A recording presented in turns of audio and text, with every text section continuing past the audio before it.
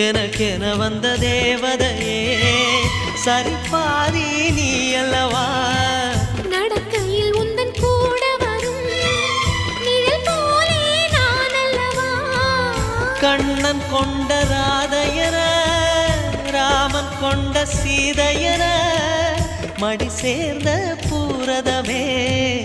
மனதில் வீசும் மாருதமே நன்றி சொல்ல உனக்கு வார்த்தை இல்லை எனக்கு நான் தான் மயங்குறேன் என்னுடைய மனச தந்துவிட்ட பிறகும் ஏம்மா கலங்குற